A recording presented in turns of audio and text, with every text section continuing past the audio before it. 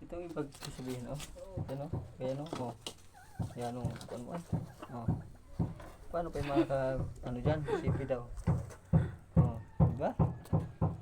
Paano na pagbangi ko niyan? Eh, siyempre pag ano na yan, babalik ka rin mo yung luto na yan, ang ulo. Hindi na yan. Sama na.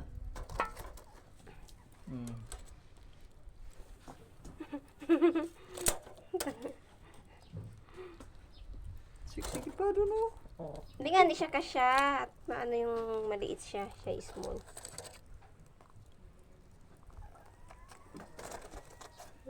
Lalagdag yan. Siya ka ng uling, ay. Mayamanin ka, eh. Mayamanin. Eh, nagapipirig-pirig nga. Yung mga kapirig bagay kung yan ipatay na kasingit man yan dyan.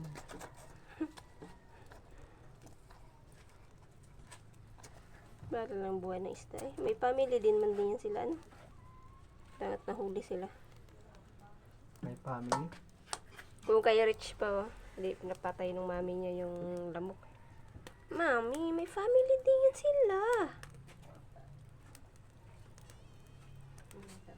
Pirig pala. Yan ah, tigas na.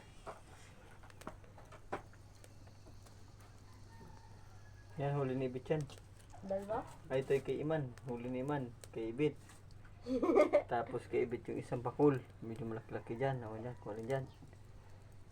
Ang huli na. Ito lang kay Iman talaga? Yung blue. Green pala.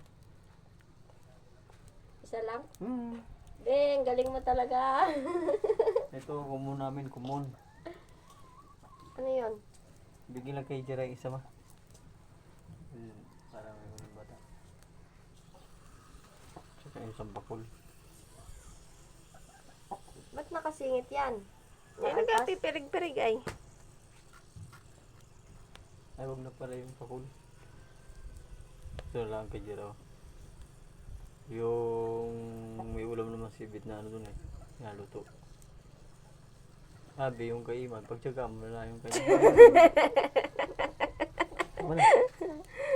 Pagtsagaan. Ha? Pagtsagaan mo na kanilang gawain. Araw nagalut.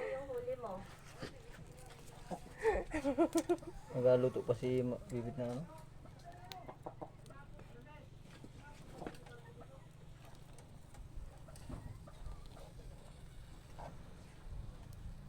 Daming rubot-bot ng pag-ihaw. Pag-ihaw lang.